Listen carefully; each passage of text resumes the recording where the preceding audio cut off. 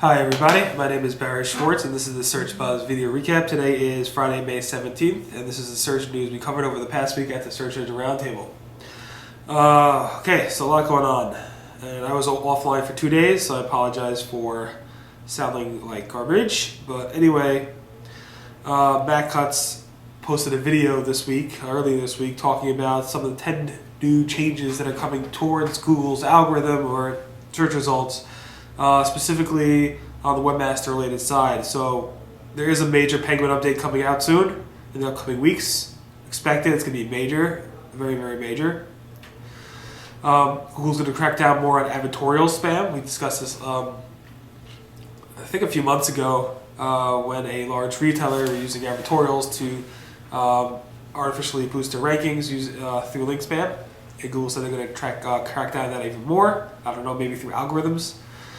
Google's Matt Cutts also said they're going to be looking at spammy queries. So specifically things like payday loans, pornographic queries, more pill queries. Google's take a look at that and make those queries, those search results, less spammy. Google said they're going to go more upstream at link spammers and try to figure out how to tackle them more upstream, which I guess is more of a, in my opinion, probably looking at how to hurt link spammers, link networks more often. Google said they're going to get more sophisticated at link analysis. They said this early on, what they're trying to do, but they're going to get more sophisticated at their link analysis mechanisms. Google said they're obviously going to make improvement on hacked sites. That's something they're constantly working on, but they're going to actually make some major strides this year. Google also said they're working on something called authority boost in the algorithm, specifically looking at if a site is an authority, and if the site is an authority, giving that site a boost in their specific niche or area of expertise. Google's Matt Cutts also said they're looking at ways to soften the Panda update, so that if sites are on the borderline or the gray area of a Panda being hurt by Panda, they can look at other quality metrics that might, if those sites match those quality metrics, might actually go ahead and remove them from their Panda grips. Google said they're also looking to show less domains from the same result, from the same search result on the first page. Page 2, page 3, they might show more, but the domain clustering is going to change a little bit. And Google's Matt Cutts also said they're always looking for ways to improve webmaster communication, and they will continue to do so going forward. I discussed some of those in more detail throughout the week. I think 4 of those posts I pull out in more detail. But anyway, you can take a look at that, and that summarizes everything. As I said, a major Penguin update is coming up in the coming weeks. This will be Penguin, according to Google, Penguin 2.0, but this will be the 4th update towards the Penguin update. This will be their most major update since the release of Penguin initially. Matt Cutts has a video basically talked about in that video that I talked about before.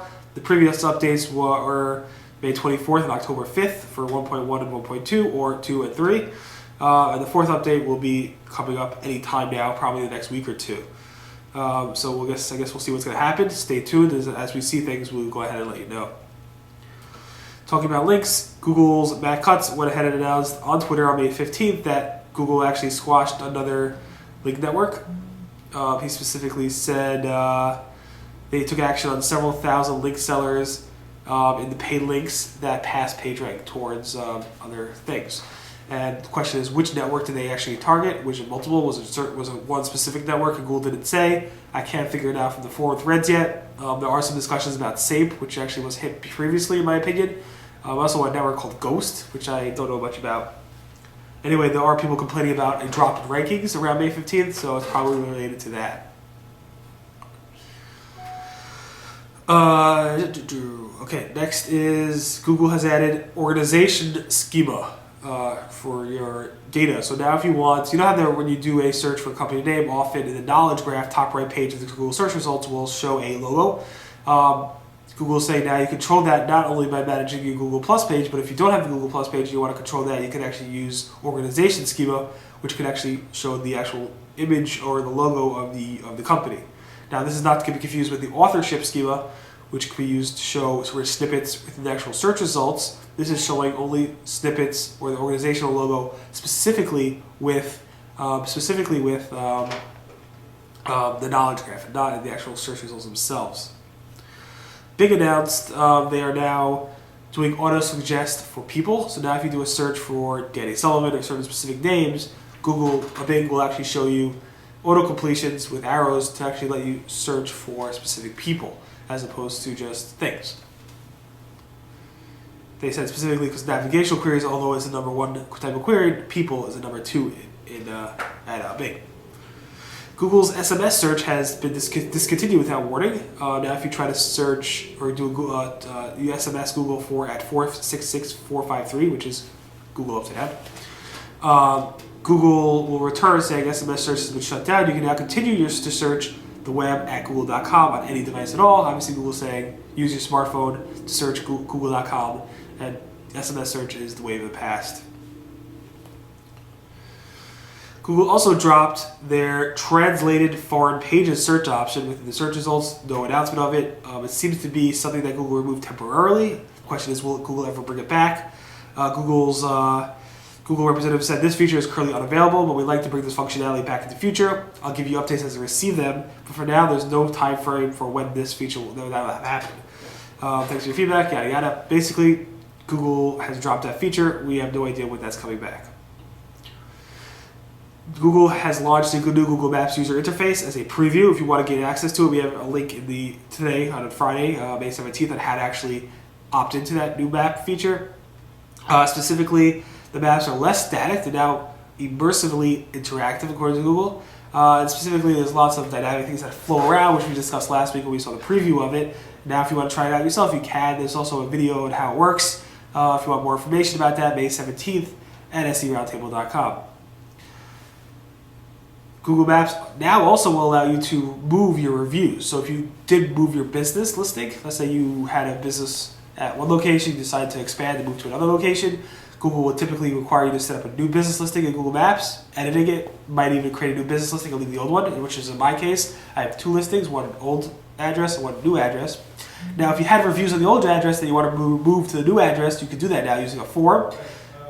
Specifically, Google is allowing this for change of ownership, change of name, out of business, and physical location address moves. More information about that today on May 17th at seroundtable.com. Here's some polls. So remember, Google updated their image search design, and because of that, people have been complaining about huge drops in traffic in Google image search. So we did a poll asking people, will they remove it? Are you boycotting Google image search? 11% said they actually block Google image search already. 24% said they will block Google image search. 37% said they will not block it, and 28% are not sure yet. Another poll asking, do you proactively disavow links? So 47% said no, they never will proactively disavow a link. 39% said they rarely would do it, and 14% said they do plan on doing it fairly often. The reason is why. If you have links that are actually benefiting you, why would you disavow them? Maybe you're thinking long term. That's the big question.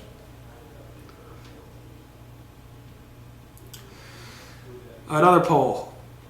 So we asked, did you recover from the Google Penguin update? This is a second poll we did on this since the anniversary was just recently, and the question has come out. So overall, only 9% said they actually recovered.